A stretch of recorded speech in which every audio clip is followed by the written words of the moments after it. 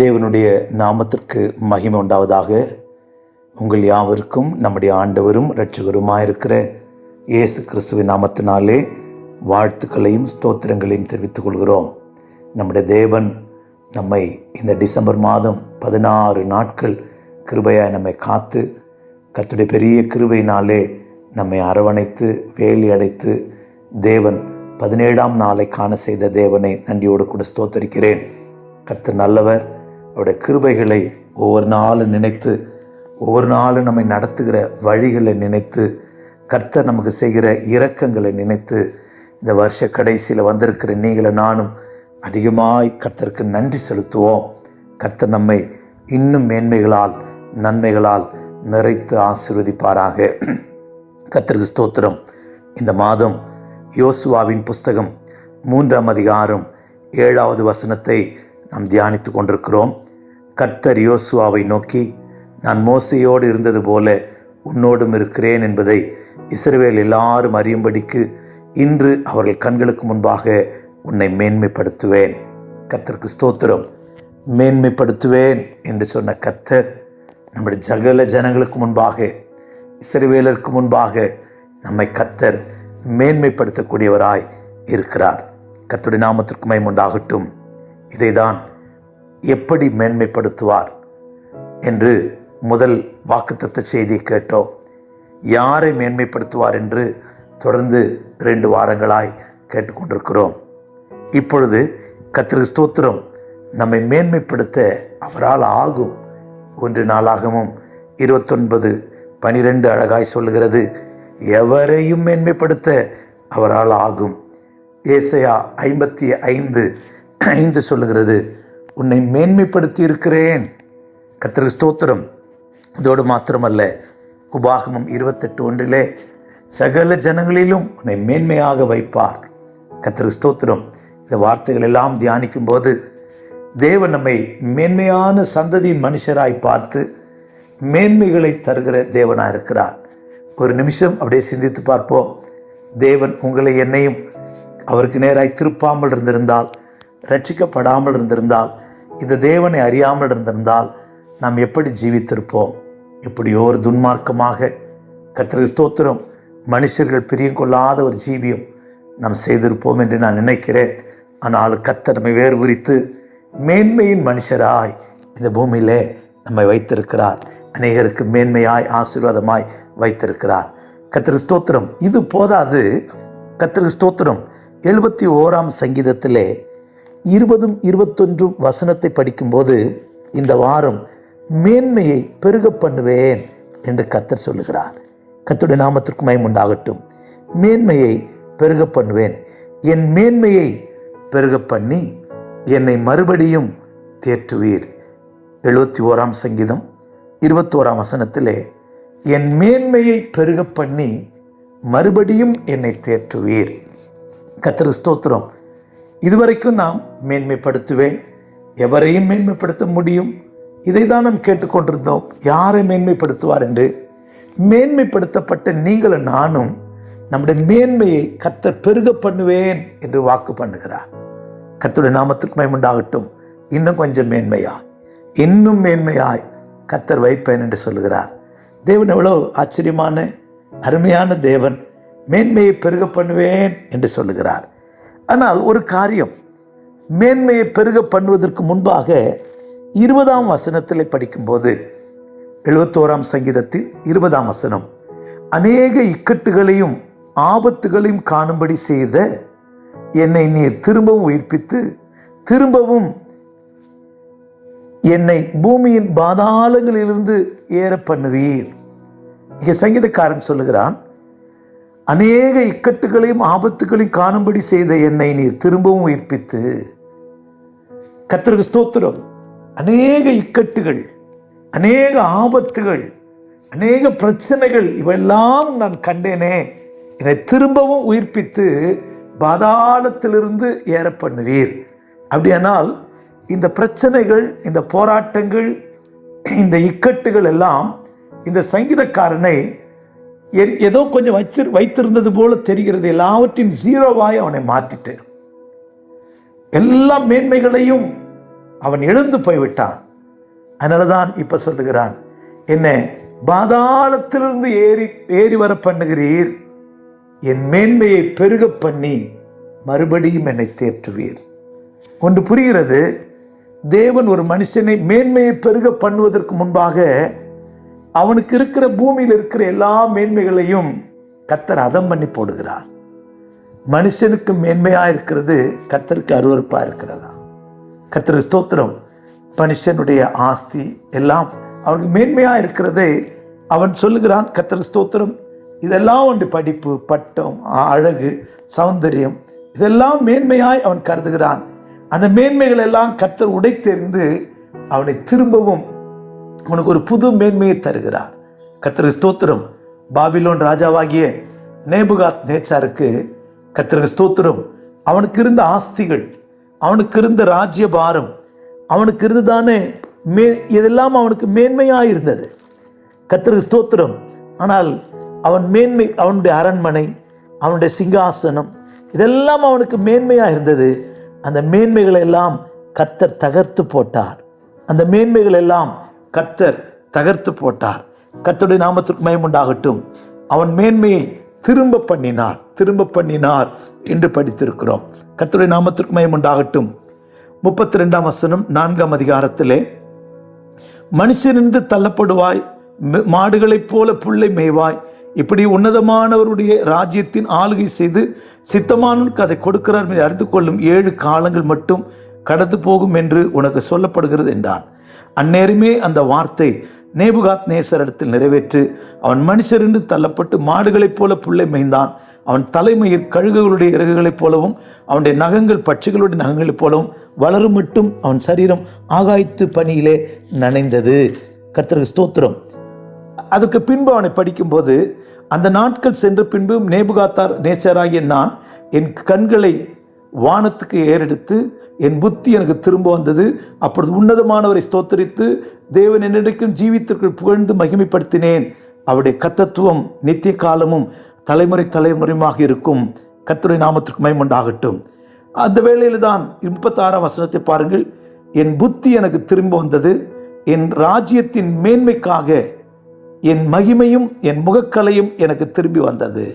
அப்படியானால் கர்த்தருக்கு ஸ்தோத்திரம்.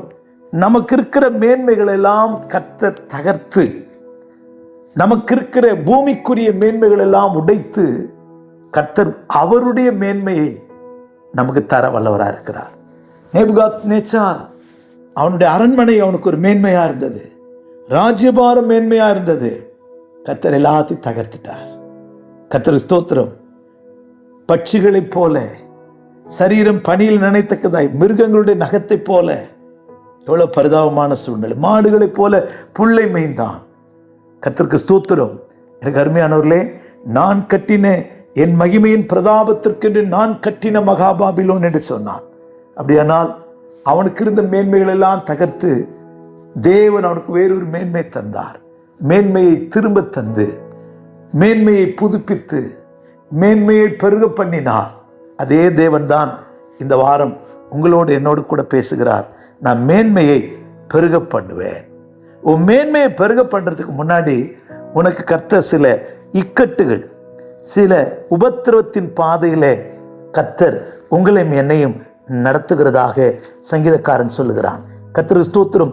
அநேக இக்கட்டுகளையும் ஆபத்துகளையும் காணும்படி செய்து என்னை நீ திரும்பவும் உயிர்ப்பித்து, அப்படியானால் மேன்மை பெருக வேண்டுமானால் தேவன் நம்மை நடத்துகிற பாதை சில இக்கட்டான, வேதனையான, சோதனையான பாதைகளில் நம்மை நடத்திதான் கர்த்தர் நம்மை மேன்மையாக்குவார். கர்த்தருடைய நாமத்திற்கு மகிமை உண்டாகட்டும். வெள்ளியை பாருங்கள். வெள்ளியை அந்த சுரங்கத்திலிருந்து வெட்டி எடுக்கிறார்கள். ஆனால் அந்த வெள்ளியை புடமிடுவதற்கு ஒரு குகை இருக்கிறது. கர்த்தருக்கு ஸ்தோத்திரம். வெள்ளியை புடமிடுவதற்கு ஒரு குகையை கர்த்தர் வைத்திருக்கிறார். இந்த மண்ணும் எல்லா உலோகங்களும் அதோடு கூட சேர்ந்து இருக்கிறது. அதை வெட்டி எடுப்பதற்கு, சுத்தமான வெள்ளியாய் மாற்றுவதற்கு கர்த்தர் கர்த்தருக்கு ஸ்தோத்திரம் ஒரு உருக்குகிற ஒரு கொடியை வைத்திருக்கிறார். 12ஆம் சங்கீதம் 6ஆம் வசனத்திலே, கர்த்தருடைய சொற்கள் மண் குகையில் 7 தரம் உருக்கி புடமிடப்பட்ட வெள்ளிக்கொப்பான சுத்த சொற்களாயிருக்கிறது. அப்ப சுத்த வெள்ளியாய் மாற வேண்டுமானால் அந்த வெள்ளிக்கு ஒரு புடமிடப்படுகிற இடம் இருக்கிறது. அப்படியானால் உங்களை என்னை கர்த்தர் புடமிட்டு பாடுகளின் வழியாய் உட்படுத்தி மேன்மையானவைகளை காண செய்வார். 1-2 காரியங்களை பாடுகளின் வழியாய் போய் மேன்மையை கண்டவர்களை இந்த வருஷத்தின் கடைசியில் வந்திருக்கிற நாம் தியானிக்கலாம். முதலாவதாக 66ஆம் சங்கீதத்திற்கு நம்முடைய வேத புத்தகத்தை திருப்பும் போது சங்கீதக்காரன் கர்த்தருக்கு ஸ்தோத்திரம் இங்கே தான் நடந்து வந்த பாதையை குறித்து சொல்லுகிறதை நமக்கு இங்கே வாசிக்க முடியும்.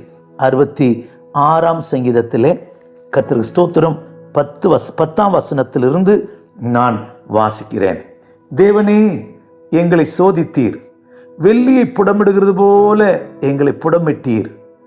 எங்களை வலையில் அகப்படுத்தி எங்கள் இடுப்புகளின் மேல் வருத்தமான பாரத்தை ஏற்றினீர். மனுஷரை எங்கள் தலையின் மேல் ஏறி போக பண்ணினீர்.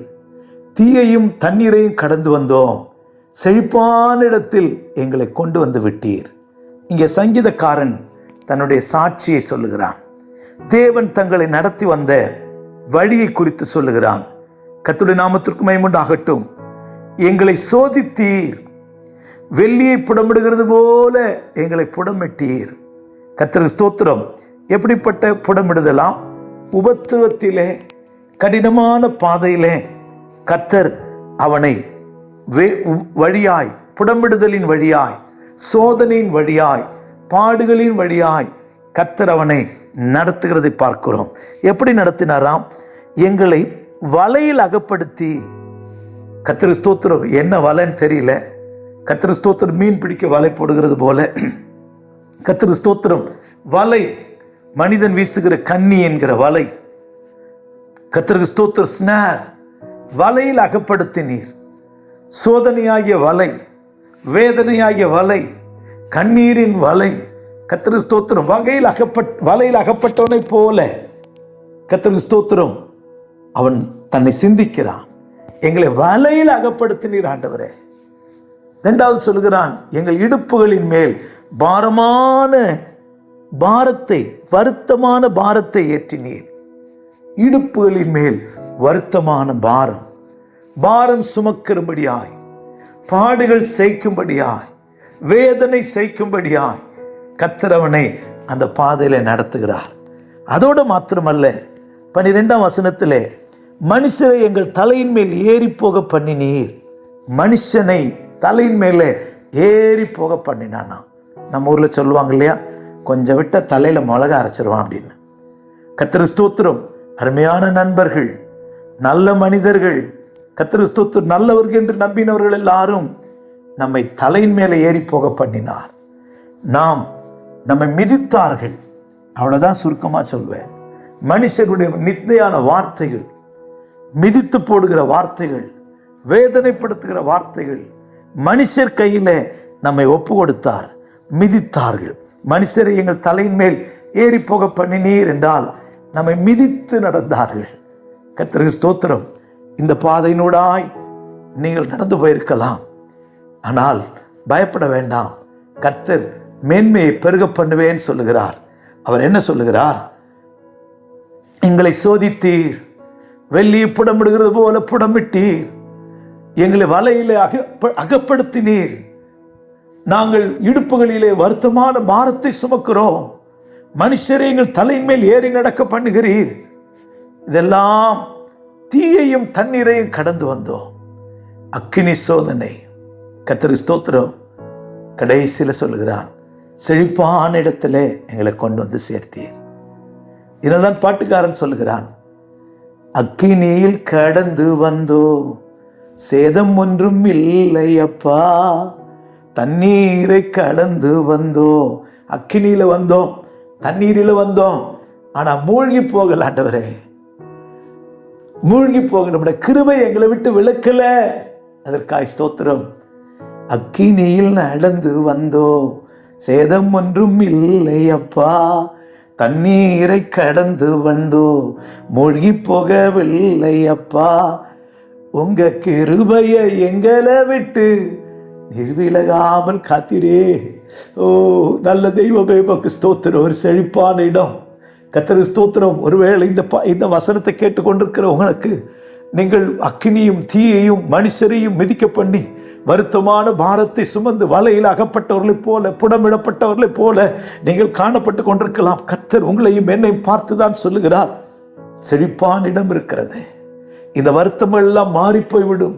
உன் மேன்மை நான் பெருக பண்ணுவேன்.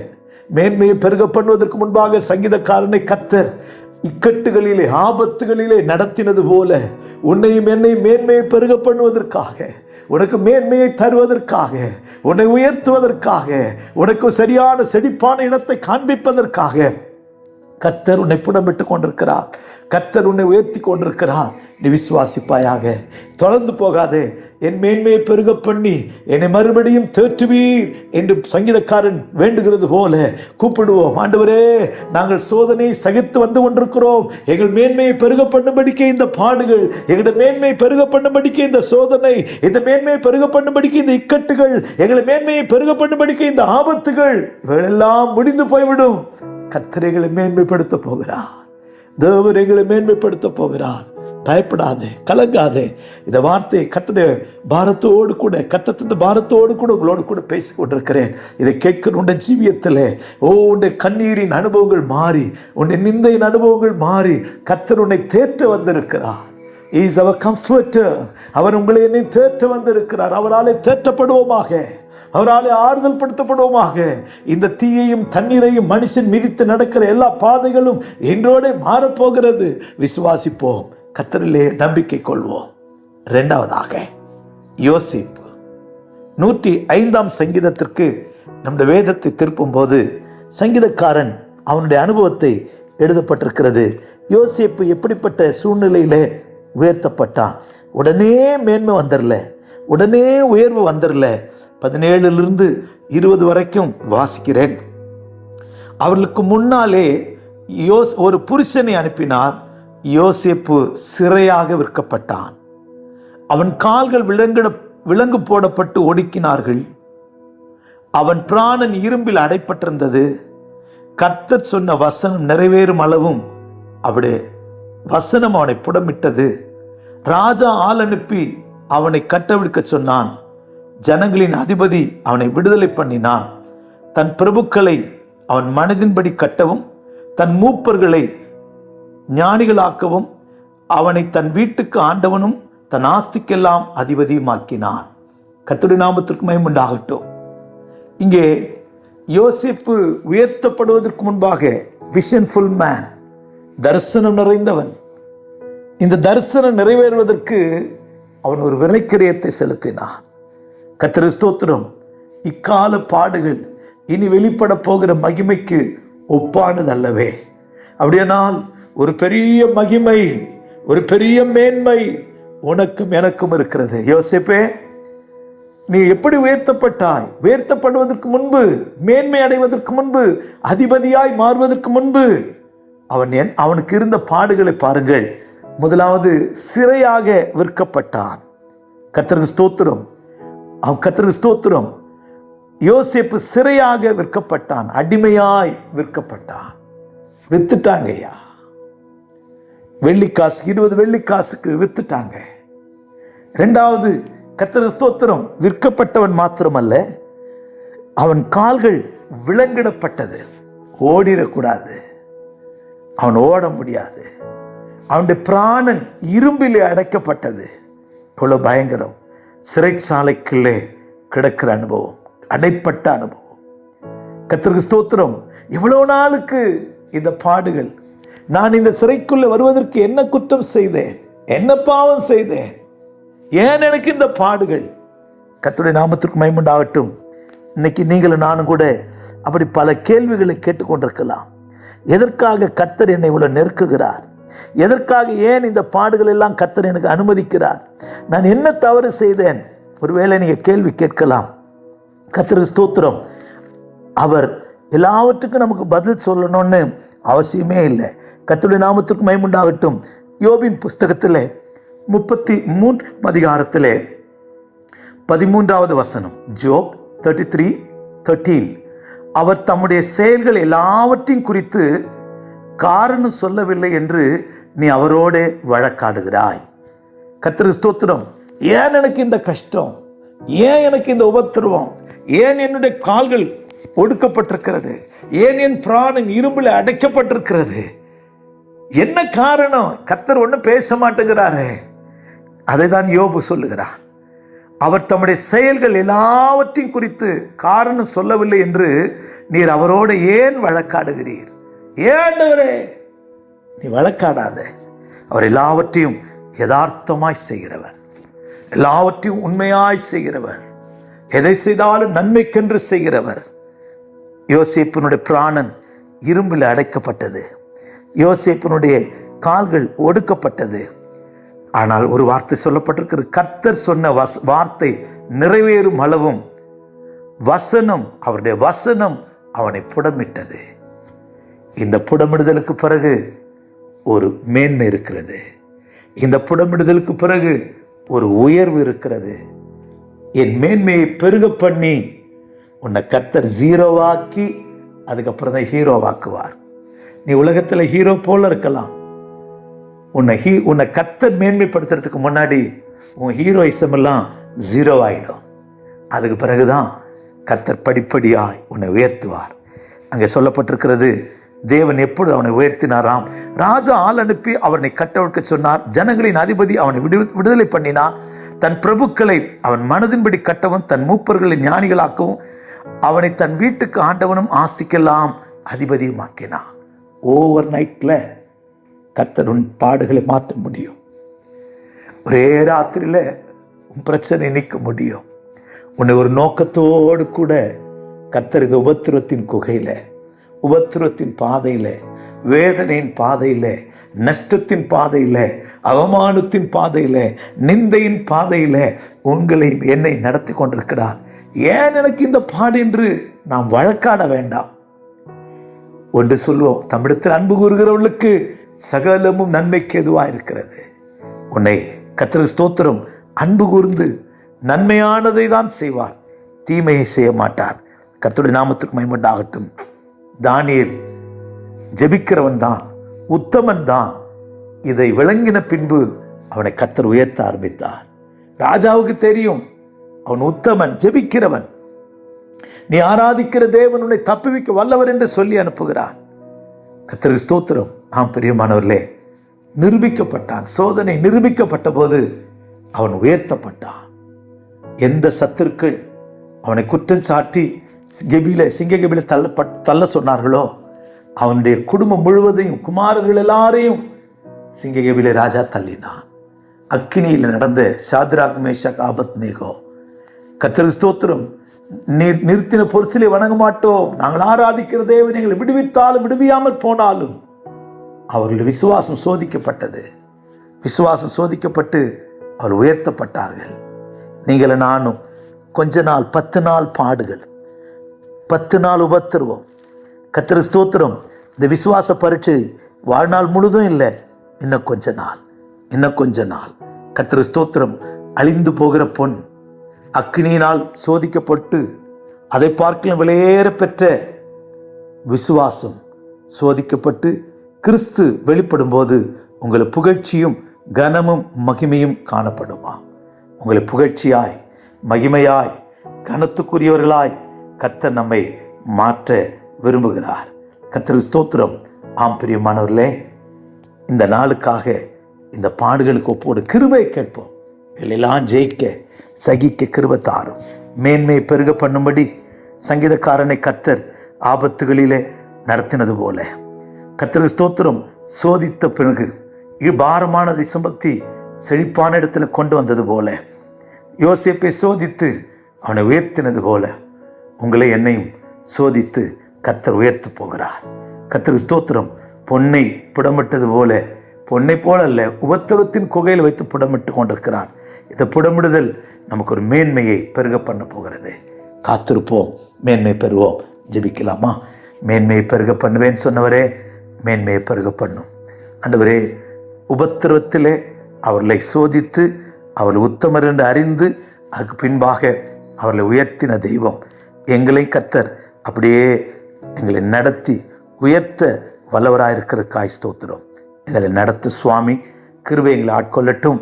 ஆண்டவரே, நாங்கள் சோதிக்கப்படும் போது தேவன் யார் என்று கேட்காதபடி, விசுவாசத்தை இழந்து விடாதபடி, நாங்கள் நஷ்டப்படாதபடி பாடுகளை சகிக்க கிருபை தாரும்.